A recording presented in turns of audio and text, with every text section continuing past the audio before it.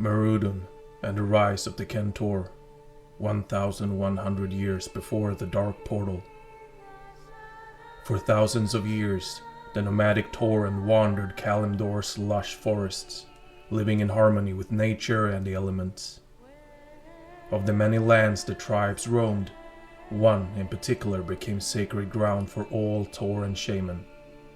It was called Mashenshi, or the Loom of the Earth Mother, named in honor of the mythical deity who they believed had created the world. This verdant grassland sat along Kalimdor's western coast, wedged between the jungles of Feralas and the Stone Talon Mountains.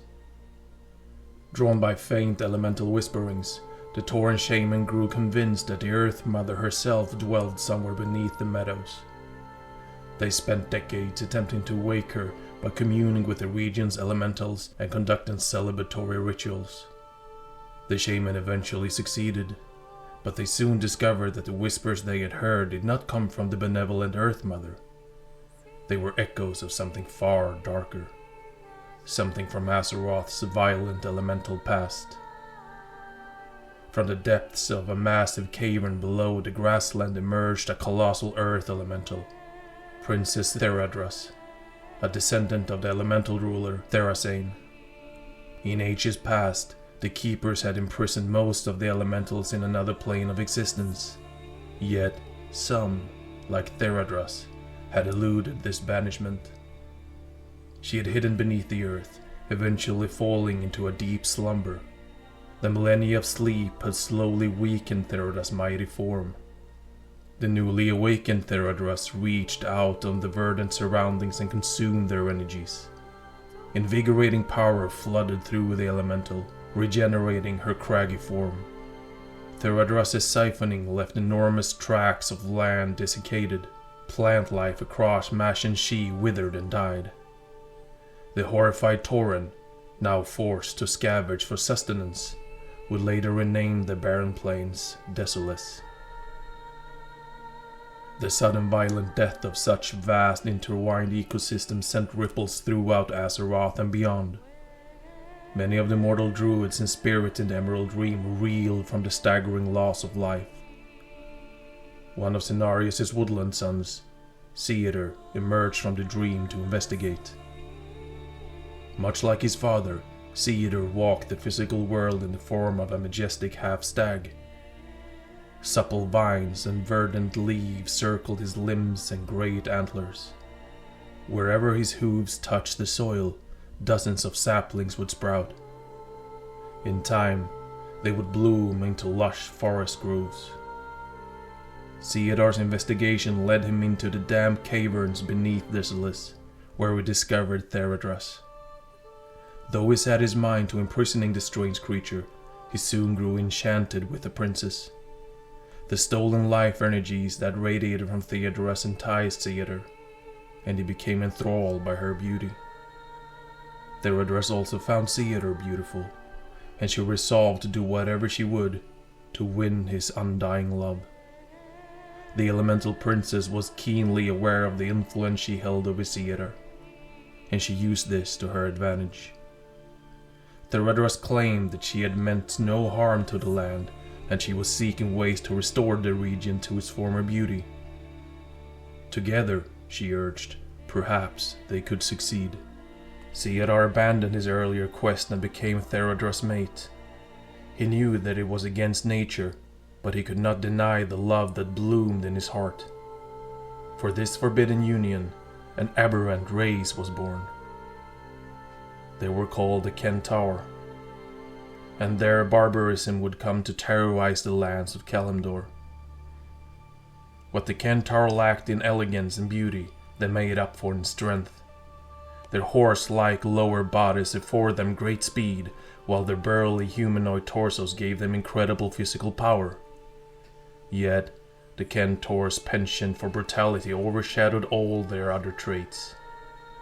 Upon seeing the Centaur, Theodor immediately recognized the depths of his sin. Though he tried to connect with his offspring, he could not bear their presence. The Centaur recognized the loathing in their father's eyes, and it drove them into a blind rage.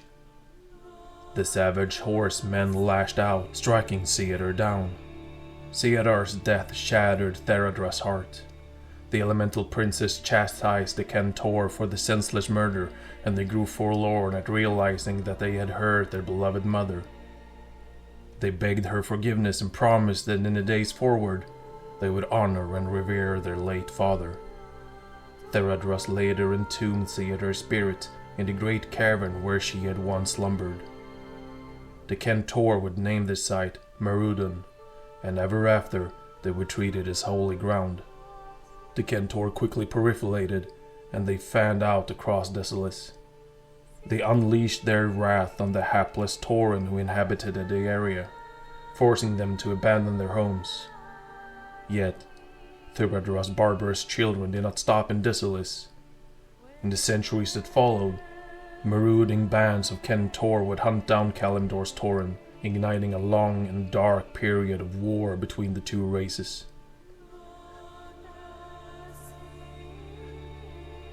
The War of the Shifting Sands, 975 years before the Dark Portal.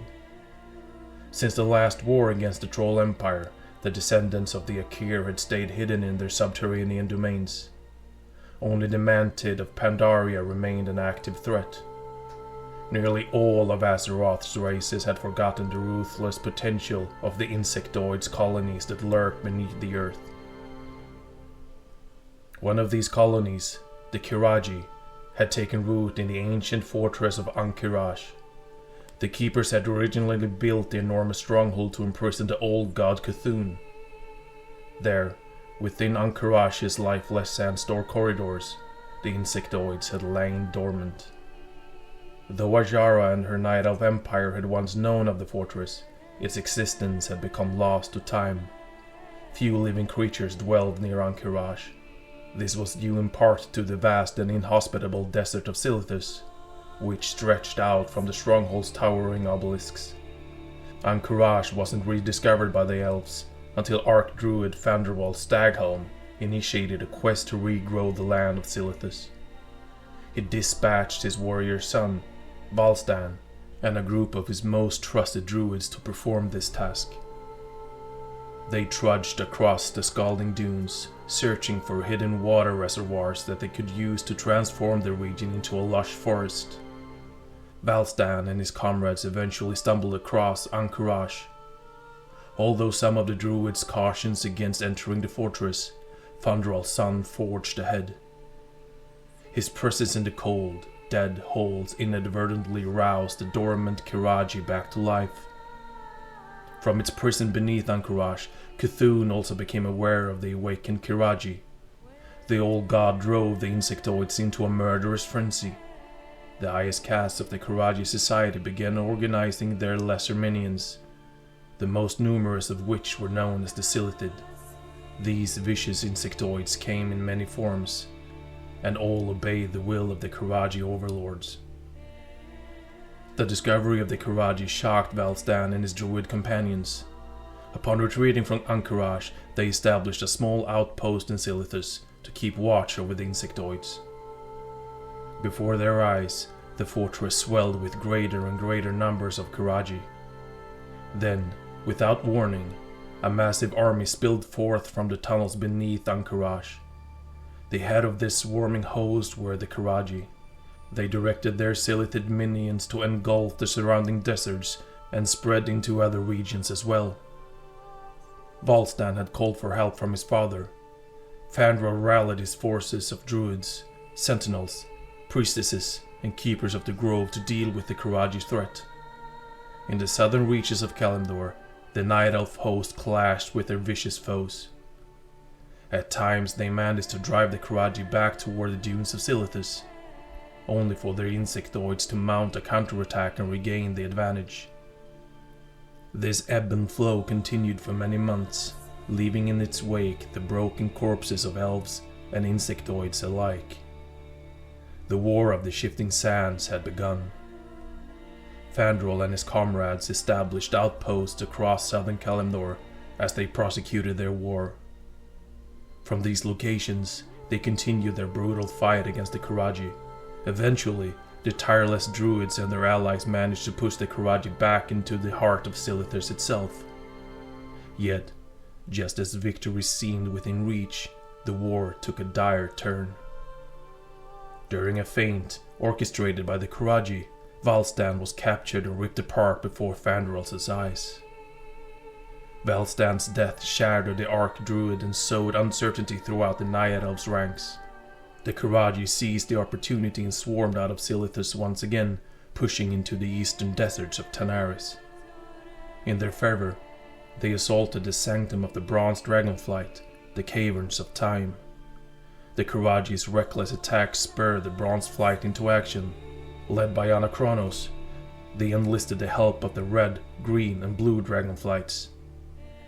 The mighty dragons joined the Night Elves and helped drive the Karaji armies back behind the walls of Ankarash.